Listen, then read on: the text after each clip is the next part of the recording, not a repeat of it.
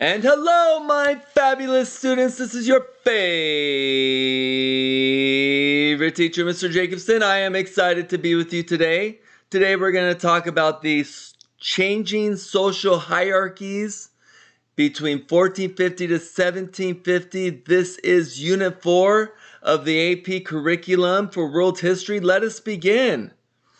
All right, so a lot is happening, as you are now very well aware of, between 1450 and 1750. We have high interactions happening, increased trading. They're setting the stage for global trading going on here.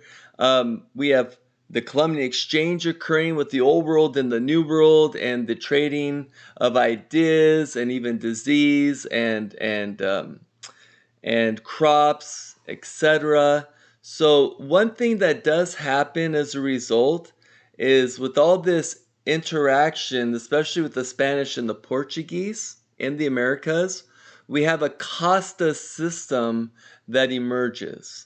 And the CASTA system will also be used like in Spain, in the Philippines, because during this time period, Spain will also conquer the Philippines for a time. So this is kind of how the CASTA system sort of works, okay? Um, CASTA system really starts with the mestizos and mulattoes, but I can't really teach you until we get to the very top. So if you'll even look over here, at the very top, we have people called peninsulares. These are people who are born in Spain. So peninsulares who are in the Americas, but they were born in Spain, they're at the top of the chain, okay? Because they're pure blood and they were born in the mother country, etc. And then just below peninsulares, you're going to have criollos. Um, Before the AP curriculum changed, they were called creoles, if you look here. So either way should be just fine as in the AP curriculum if you're writing an essay or something. So criollos are people who are born in the Americas, but they come from European heritage. So for example, you have two peninsulares who are now living in the Americas, a guy and a girl, right? And they get married and they have a kid. That kid is now a Creole. Even though both the parents are a peninsulare because they're both born in Spain or Portugal. And by the way, they're called peninsulares because they're from the Iberian Peninsula, which is where Spain and Portugal is. So two peninsulares living in Americas has a kid. That's a Creole or a Criollo at that point. Okay. Then you had the mestizos, and that's somebody who is a European and an indigenous, usually a mother, but anyway, okay. When a European and an indigenous marry and they have a kid, that's a mestizo, which is like a mixed, okay? So it's a mix between native blood and the European. And then below that, you have the mulattoes. And again, that's another mix between European and African. And so you have that. And then the very bottom, you have this idea of indigenous people mixing with African ancestry, which would be known as like Zambos. Okay? So this is the new CASTA system that sort of emerges as a result or an effect of the Spain and Portugal and other Europeans who are now coming over to the Americas and other places and with high interaction going on. Okay, we also have Russian social classes emerging. Of course, we know the boyars, and the boyars are the nobles of the social pyramid here. If you look over here, the very top, here are the boyars. And then down below, I mean, at the very top, they're trying to say here, these are this is the ruling class, right? So this would be like the czar and the government. Here are the boyars, who would be the nobles. Just below them would be the church clergy. Below them would be like soldiers. Below them would be like merchants, artisans, and then at the very bottom you'd have peasants and even serfs. And they're trying to show that like the peasants and serfs are sort of holding everything up on their shoulders. So as the peasants started sinking more and more into debt, they had to sort of sell themselves into serfdom to sort of pay it off to these boyars. And so it created a serf class, which was fine with the boyars because now they had, in essence, sort of free labor, if you will, where people are bound to that land and had to work it. And of course, the boyars promised, protection and all that stuff. Just it's very feudal, if you, like a feudal system in Western Europe. So just as Western Europe's feudal system sort of comes to an end with the Black Plague and with serfs negotiating more rights and with them moving to commercial cities as the Renaissance begins, over in Russia, we start seeing the emergence of serfdom, and so it's interesting to see how one area it sort of ends and then it begins anew in another area. Anyway, so the boyars and the ruling class, or the czars and the government and the royalty in Russia, they don't always get along. There's constant vying for power happening. This is evident when Ivan the Fourth, he when he conquered the land of Novgorod, he confiscated all the boyars' land and then forced them to move to Moscow. And so there's a struggle between power between the Russian um, elites, who are like the boyars, who've been in power for a very long time, and then you have this emerging Russian Empire royalty that's trying to overtake that. And then we have growing acceptance of Jews happening. If you remember, back in 1492, we had the Spanish Inquisition that begins in Spain.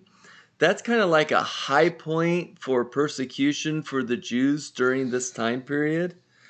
And the Spain basically said, convert to Catholicism or get the heck out. And some people pretended to be Catholic but continued to secretly be Jews, which started the Inquisition and persecutions. Many Jews eventually left. They would go either to the Ottoman Empire because they were more tolerant towards Jews in there. Many Jews went to like Italy, Germany, and even to like the eastern part of Europe where Russia is. And so we had this kind of dispersion of Jews that left Spain, and so they're sort of going throughout all of Europe and even Ottoman Empire region as well. So we kind of have two different types of Jews that sort of emerge. Okay, we got the Sephardic Jews, which come from Spain, and then we have Ashkenazi Jews, who trace their heritage back to Central or Eastern Europe. And even today, most Jews fall between Sephardic, Ashkenazi, or Mizrahi, which would be Jews who are from the Middle East. Okay, so anyway, so as the ideas became more popular with like the scientific revolution and the Enlightenment era, the prejudice against Jews being the problem kind of declined, because now they're, instead of saying the Black Plague, the Jews caused it and causing people to be pissed off at them, scientific revolution was using more reason to kind of make sense of the world problems, right? And so they didn't just blame it on the Jews willy-nilly, kind of. And so the Jews started, having less persecution as a result. Reason was triumphing over old prejudices. And Jews will even start becoming more influential in banking and commerce throughout Europe. And so Jews are going to have a nice little golden age, if you will, in Christian Europe during this time period.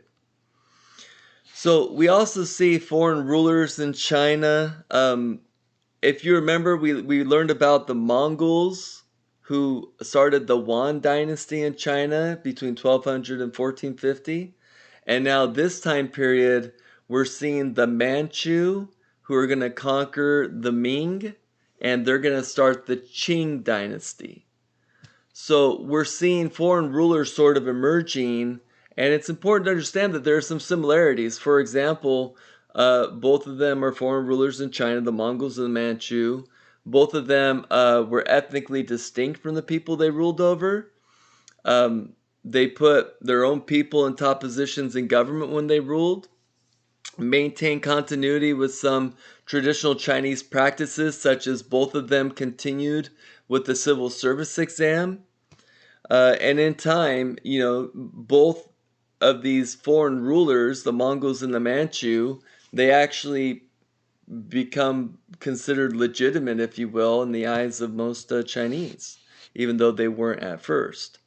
However, some differences we see is that the Manchus were religiously less tolerant than the Mongols. The Yuan dynasty does not even last for 100 years. However, the Qing dynasty lasts for over 260 years. And then we have practices of like foot binding that becomes more intense in the Qing dynasty. However, foot binding becomes altogether halted during the Yuan dynasty. We also have Ottoman society. We have some interesting things happening. We talked about Janissaries before. So these are military elite groups who are loyal to the Sultan. They're also usually taken from the Devshirme boys, who were Christian, who had to convert to Islam if they wanted to have that social mobility. So Janissaries were kind of like slaves of the government, if you will. But they become a very powerful group. In fact, they become so powerful they'll even start mounting coups. A coup would be like an insurrection, if you will, to overthrow the Sultan. And so this becomes a pretty powerful social class, if you will, the Janissaries. The Sultans are going to become less influential. A few reasons for that we'll discuss, but as a result, they're going to rely on viziers. And viziers are going to be these strong, well-spoken people who are going to speak for the Sultan. And as a result, since the viziers are going to be kind of like the spokesperson for the Sultan and sort of the puppet in the face of the empire to a degree, it's going to give them a lot of power and prestige.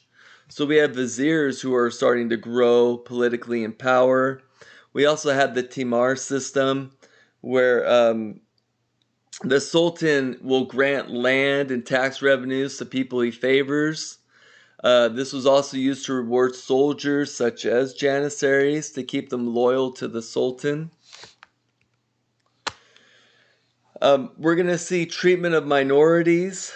Okay. This is going to be interesting. Okay. So in the Ottoman Empire, the Jews have more toleration towards them than, like, say, Spain. So they preferred to go the Ottoman Empire versus Spain as a result, but they still were, picked on, or limited at least, okay? So as Jews migrated to the Ottoman Empire to escape that persecution, they gained some freedoms. For example, they could be Jewish and still be like a court physician, a diplomat. They can contribute to literary works. They can be authors. It's said that the Jews were the ones that brought the printing press to the Ottoman Empire, so that could be true as well. It seems like it could be likely for sure. However, Jewish limitations in the empire also occurred as well. Since they were not Muslim, they had to pay the jizya tax, which we talked about many times before. They had to live in specific areas of the city, kind of like apartheid even. And then they couldn't hold top government positions just for being Jewish, and because they weren't Muslim. And then women start kind of influencing things in the empire as well, especially policy. So we have something called harem politics. And this is where many wives and concubines, which the Sultan, had and married and had children with, okay? These wives and concubines will have sons, and then they're going to pretty much promote their son to be the next sultan. And this is going to lead to infighting in the empire. There's going to be confusion for who should succeed. It's going to cause a problem where they didn't really face this problem before in the empire, but all this infighting is going to occur, and that's going to be a serious issue. Okay? There's a girl named Roxlana. She is originally a slave, most likely a Christian slave. Okay? And now she sort of becomes a favorite of Suleimani, and Suleimani marries her. Her son becomes the next sultan eventually, and this allows her to sort of be a policymaker and direct political affairs and the Ottoman Empire as a result. So we have an individual like Roxolana who goes from being a slave in the Ottoman Empire to becoming one of the most influential policymakers in government. So her story shows that, yeah, social mobility could happen during this time period, even if you were a woman slave. Of course, we do need to understand that it was very rare. So that's pretty much it. Go ahead and write your one-page summary, and we'll talk about this when we come back. Thanks. Bye-bye.